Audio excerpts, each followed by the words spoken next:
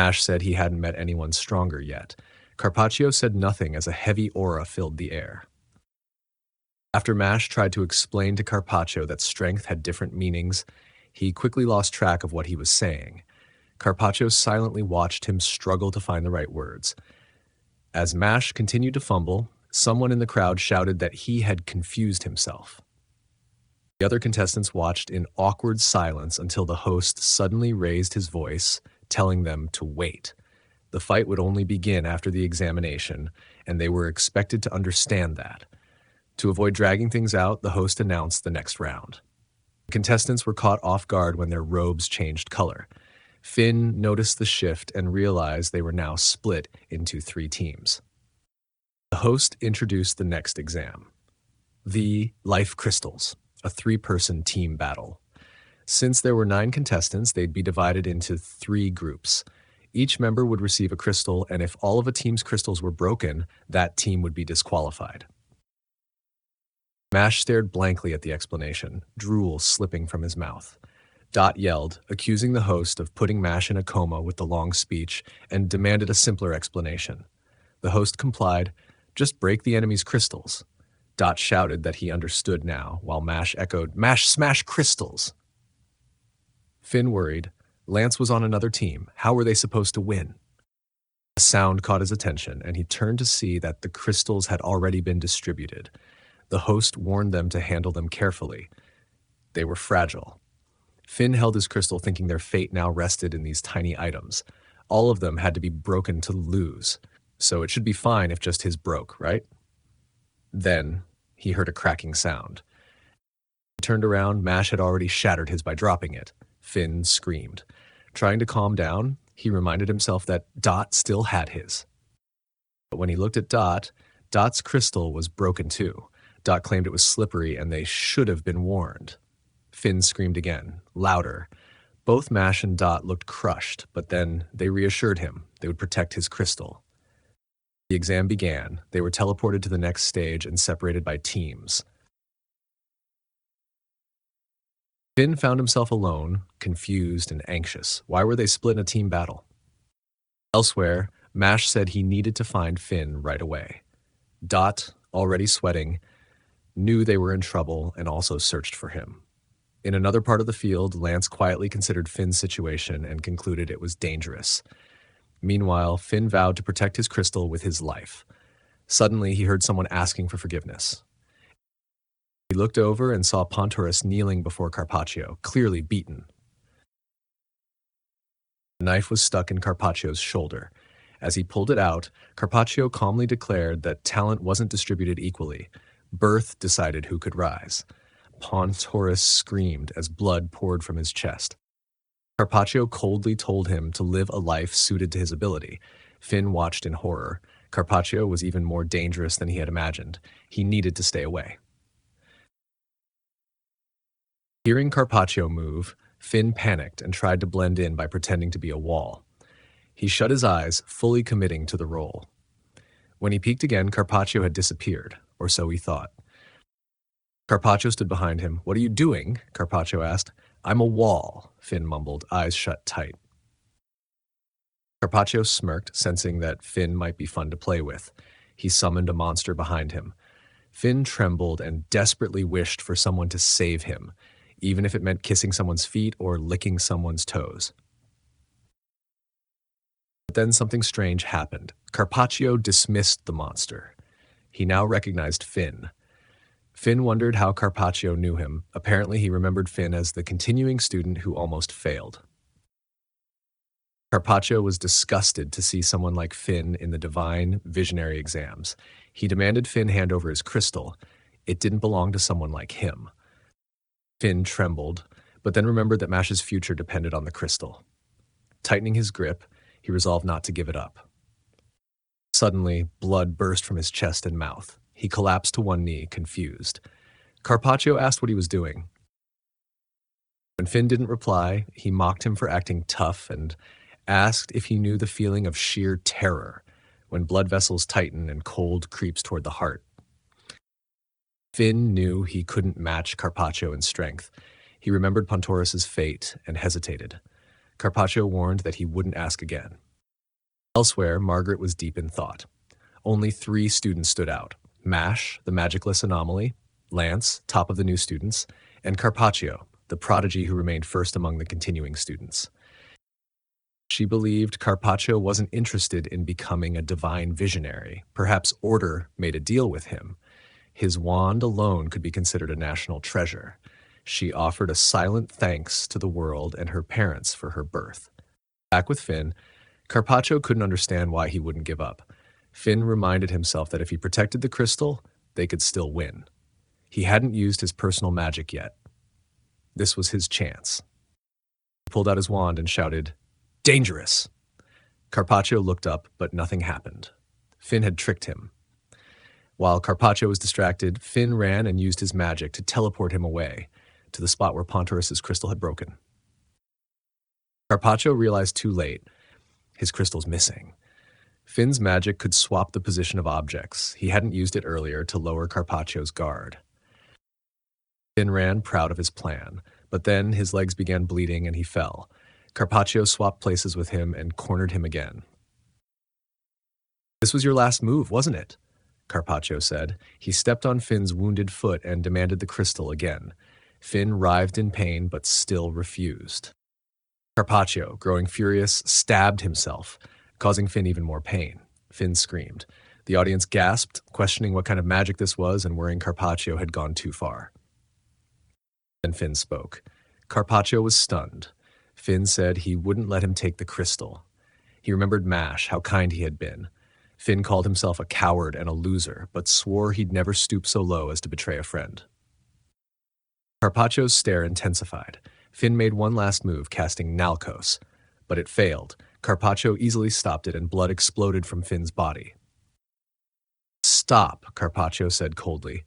"You people who never succeed despite trying so hard, it's disgusting." He pointed the knife at his own throat. "I'll show you your effort is meaningless." The audience panicked. If Carpaccio continued, Finn would die. But then Mash arrived. He slammed Carpaccio into the wall. "Finn's effort wasn't wasted," Mash declared, "because I'm here." Finn stared as Mash called his name. It was explained that in the magic world, there were 13 ancient wands known as Master Canes. These sacred artifacts only chose those with innate talent, granting their wielders powerful blessings. Back at the battle, Mash had just slammed Carpaccio into a wall. Blood trickled from Mash's head, and he blinked, unsure of what had happened. Carpaccio calmly stated that he couldn't feel pain, surprising Mash. Then, Carpaccio summoned his guardian angel. When Mash asked what it was, Carpaccio replied that his wand was special. Before he could elaborate, Mash struck him mid-sentence, saying he didn't really care. But once again, Mash was the only one hurt. Finn, watching, noticed that Mash's attacks seemed to be reflected back at him. Carpaccio clarified that his magic redirected any pain he received onto his opponent. Stabbing his own leg, he demonstrated. Mash's leg immediately started to bleed. The wound on Carpaccio's own body began to heal. This, he explained, was the blessing of the Master Cane that had chosen him. Ever since birth, he had been unable to feel pain. Wahlberg, observing, noted that Carpaccio was a Master Cane wielder, one acknowledged by an ancient artifact, a true prodigy among the first years.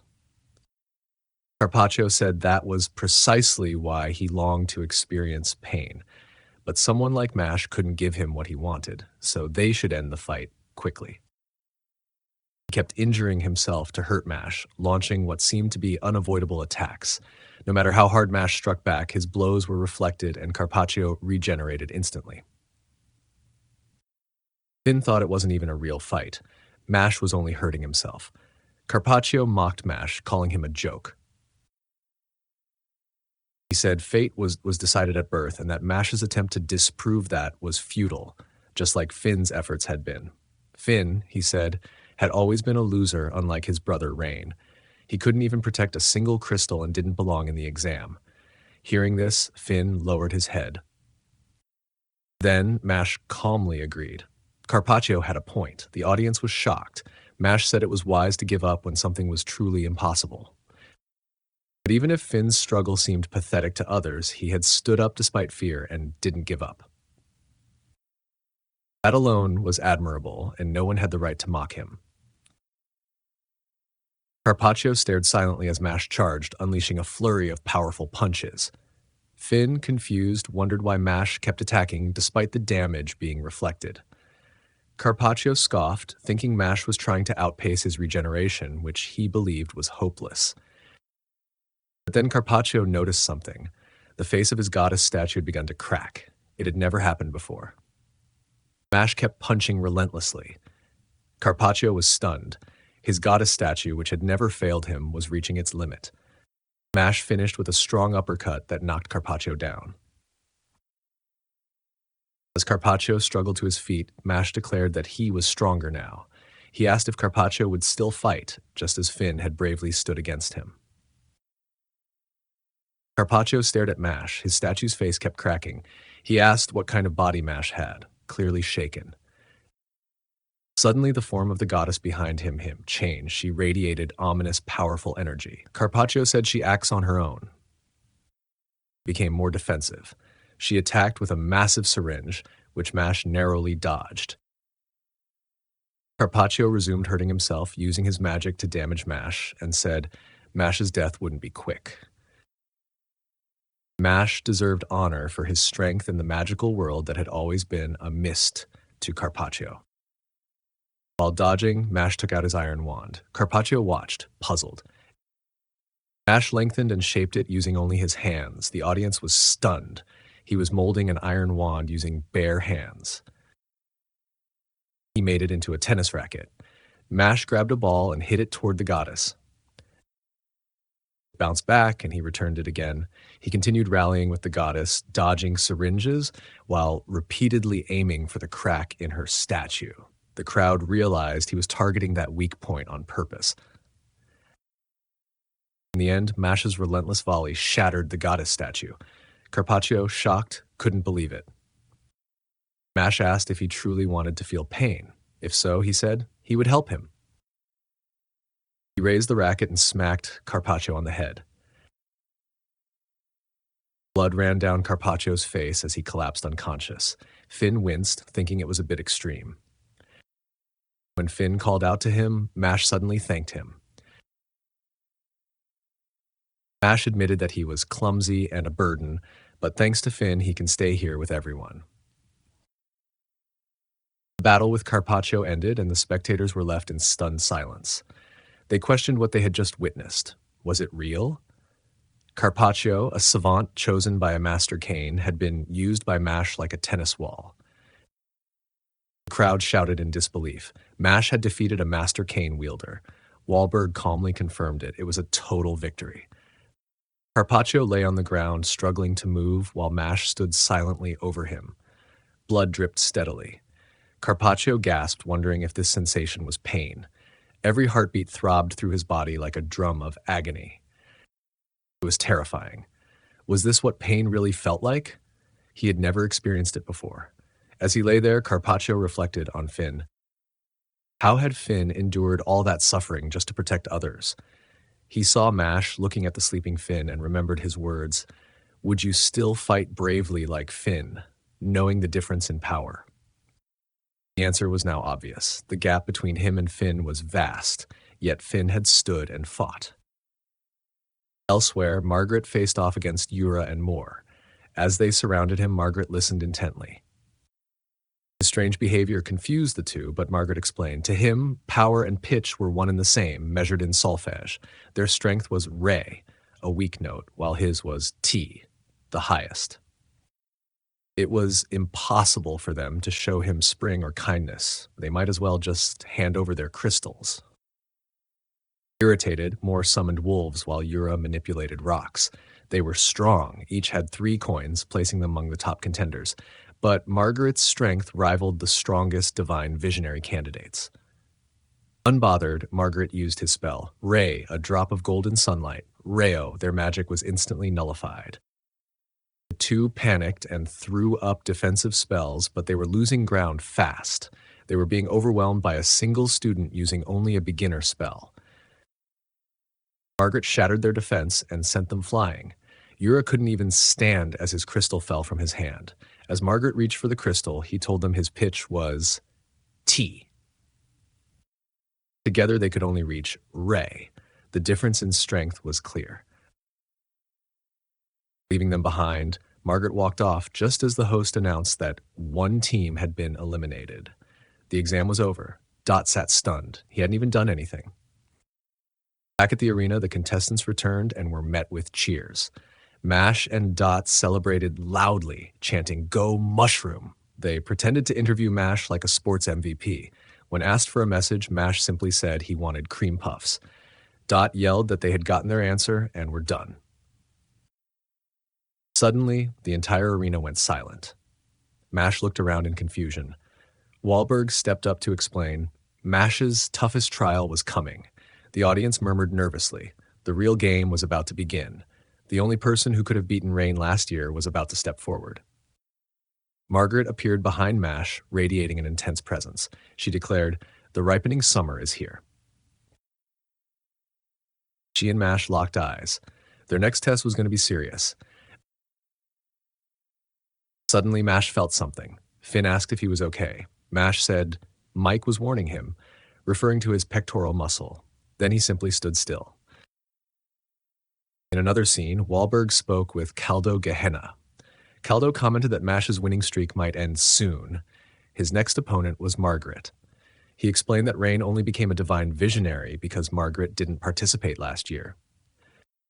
Margaret led the Magic Talent Administration and scrutinized every candidate.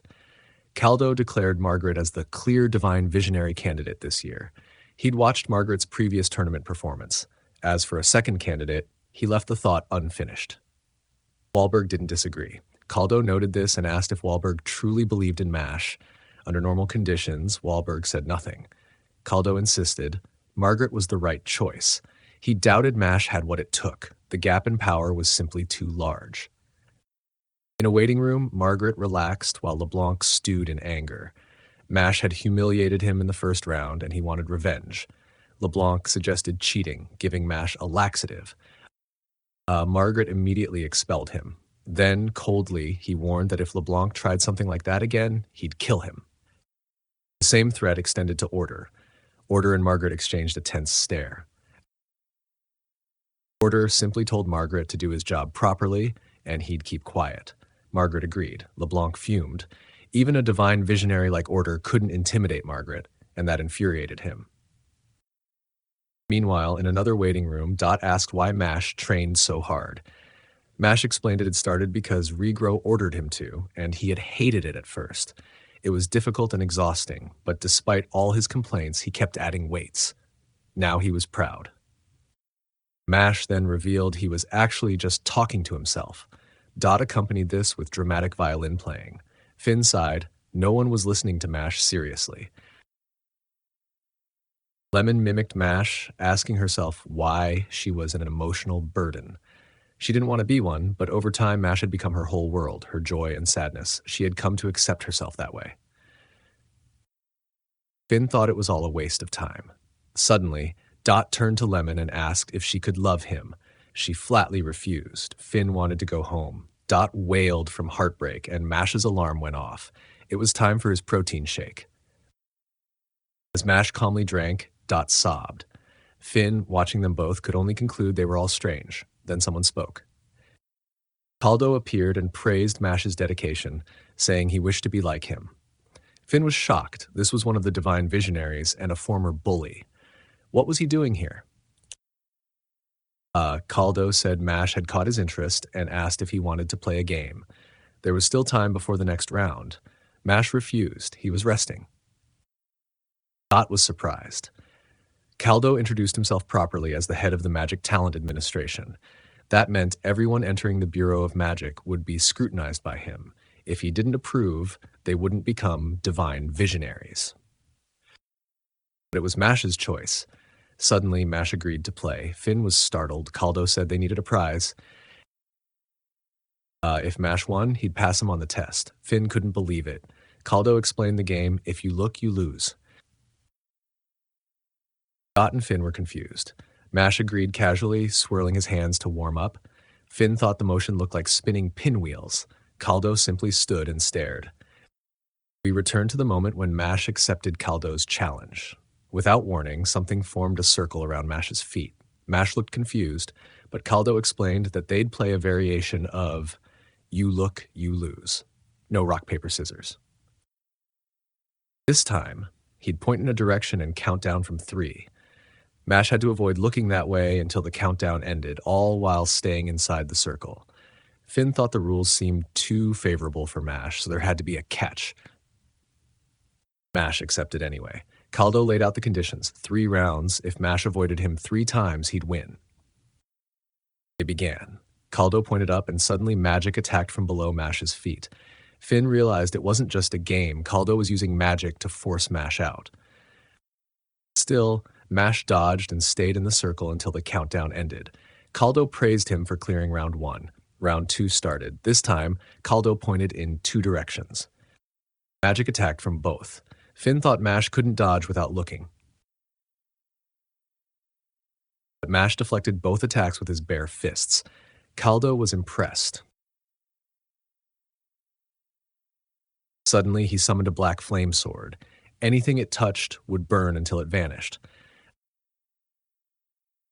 Mash called it terrifying, and Dot yelled that the game was too dangerous. Mash agreed but said he couldn't stop it. The third round began.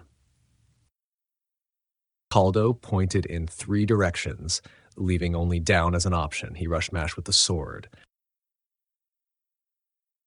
As Caldo struck, Mash dodged by planting his feet and lifting the circle itself, jumping while still looking down. Finn was stunned. Mash had jumped while lifting the entire circle, but just as Mash landed, a bird appeared and stole his cream puff. Instinctively, he looked right and lost. Caldo smiled but said it didn't count. He called it a draw, saying it was only fair. Mash agreed, confused. Caldo then admitted that at Mash's current level, defeating Margaret would be difficult. He left, apologizing for the interruption. Mash stood in silence. Finn asked what was wrong. Mash said Caldo had hesitated during their match. He would have been done otherwise.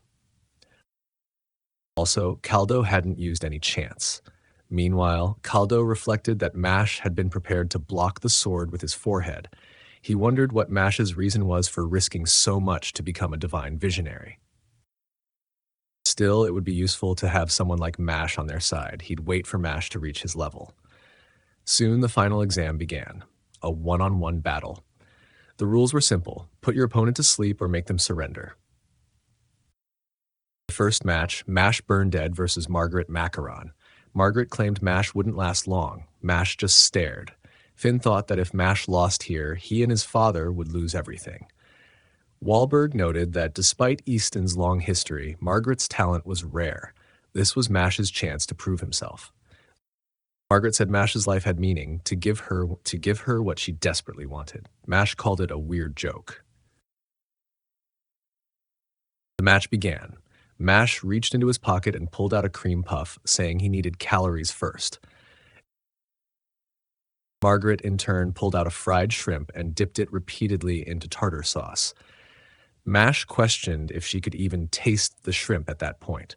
"What a silly question," Margaret replied. With wide eyes, Margaret claimed shrimp existed to make tartar sauce more delicious.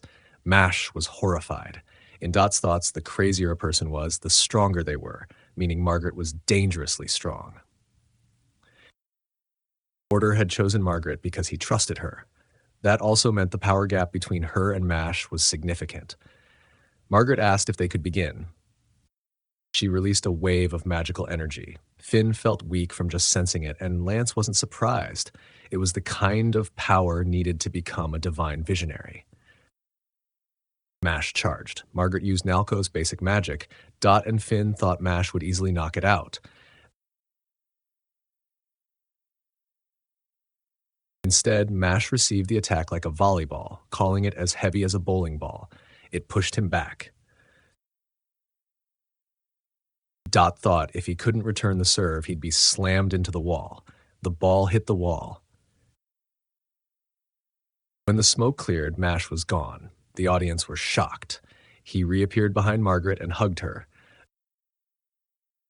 Then he launched into the air using spine magic Hellfall, slamming Margaret downward. The audience was stunned. They thought the fight was over. Dot asked how Mash escaped the wall hit. Finn explained it was back dashing. Mash had run backward faster than the spell. Dot found it absurd. They were talking about volleyballs and bowling balls in a magic school, but just shrugged it off. Then came another shock. Margaret was completely unharmed. Caldo explained she had caught herself midair using her magic. He also noted that Mash seemed to name his moves as if they were actual spells, and the audience believed it. The fight continued. Mash got behind Margaret again, but this time she saw through it. Just when it seemed like she'd counterattack, she suddenly stopped. She said it felt like Mash was protecting something. Dot and Finn were shocked to see Margaret stop. Mash pulled out a cream puff. Margaret told him not to risk holding on to something important. He should put it aside. Mash agreed, surprised by her chivalry. The audience was speechless. The host yelled with excitement. Finn wondered what the point of that conversation was, and Dot said he wanted those wasted seconds back. Lance observed they were still holding back, testing each other. In Caldo's mind, Margaret had the edge due to her second. If either of them got serious, the fight would end instantly. Margaret suggested they enjoy themselves now. Mash agreed, raising his fists. Meanwhile, scene shifted to elsewhere. Innocent Zero saying he'd kept Mash waiting long enough. With a fatherly tone, he stood accompanied by Selwar and an unknown man, noting that it felt like they were on a journey. We returned to the face-off between Mash and Margaret, with both competitors and spectators intensely focused. Margaret broke the silence, hoping Mash would show what he had. She cast Sounds Fa, and Mash raised his fists in response. As their attacks were about to collide, her magic passed through his punch. A deafening boom followed. Mash's eardrums exploded from the sound. Margaret mocked him, saying he must have thought a punch could stop her spell. Mash, silenced for a moment, eventually asked her to repeat what she said. He couldn't hear anymore. Margaret cast Sounds Fa and declared that Mash was no match for her. He tried to block the attack with his hands, but it was futile. The blast hurled him into a wall, causing him to vomit blood. Spectators murmured that her personal magic was just too strong. Mash realized the pain was radiating from deep inside him. Margaret sighed, disappointed by his performance, calling him a letdown. "You're not the tartar sauce I was looking for," she said. She then cast Sound Surround Orchestra. A multitude of speakers appeared, encircling Mash. Under intense pressure, he braced for her finale. A barrage of sound magic erupted from all directions, overwhelming Mash. His friends looked on in panic while Caldo silently analyzed the scene. The spectators believed it was over, a one-sided beatdown. Caldo thought Margaret didn't even need to go all out to finish the match. Order is watching this scene with pride. But when the smoke cleared, Margaret froze. Mash had vanished. Everyone was shocked. In the next instant, Margaret was yanked down, buried into the ground in a blink. The audience gasped. Then something stirred beneath the arena floor. Mash emerged from the ground, dusting himself off. Margaret was stunned. Mash had somehow avoided her vibrations. Finn saw everything. Finn explained. Before the spell hit, Mash had dug into the ground. Since sound weakens when it hits an obstacle, he'd used the earth as a sound damper. For that to work, he had to move faster than the speed of sound. Suddenly, Mash took a stance and cast Quadriceps Magic Guillotine Kick. The audience watched in disbelief. His kick struck Margaret's face, sending her flying. Everyone thought Mash finished Margaret with just one kick. Without pause, Mash jumped after her and landed a series of fierce punches, his fists raining down like a storm. The crowd shouted in shock, some questioning if this was acceptable in a magic school. Caldo, watching closely, understood. Mash's instincts knew just how dangerous Margaret truly was. Midway through the relentless attack, Margaret smiled. This is what I was looking for," she said, making Mash pause. A huge magical energy wave pushed Mash off of Margaret. She promised to show Mash her true capabilities. She cast Sound Metamorphosis, enveloping the entire arena in overwhelming magic. Spectators were stunned as the atmosphere twisted in horror. Meanwhile, in the Bureau of Magic, Ryan asked about Mash's progress. Nari Shan reported that Innocent Zero was making a move. The entire group was on the move, and Ryan urgently requested security support. They needed Caldo in order to stall for time. Back in the arena, Margaret completed her transformation. Her body deformed under the spell's power. When the light faded, she appeared as a small child with hair. The audience stared, stunned. Mash was shocked too. Then Margaret scolded him for doing this to her. Mash laughed anxiously when she made a cross with her pinky fingers. Margaret explained that this form is not only younger, but also granted her full access to her true power. She approached Mash at the speed of sound and blew in his ear. He trembled and collapsed. Lemon burst into tears. The audience speculated, was Mash's weakness his ears? As Margaret bragged about her abilities, Mash tried to punch her. She vanished. He looked around puzzled. She was now sitting atop the arena. She declared that she is the sound itself. Then she teleported again beside him and struck. Mash asked if she was a muscle type like him. She replied, of course not. She snapped her fingers repeatedly, teleporting around Mash at sonic speed. The crowd was amazed. Caldo explained Margaret was now as fast as sound itself. To catch her without magic, Mash would have to break the sonic barrier. Mash was tossed around by her rapid attacks. His friends couldn't believe he was being overwhelmed. Then Mash dodged. Margaret was shocked, and suddenly Mash was behind her. Caldo revealed how Mash did it. Sound travels faster through solids. By touching the wall, Mash sensed the incoming attack before it reached him. That kind of reaction speed was inhuman. His reflexes are otherworldly.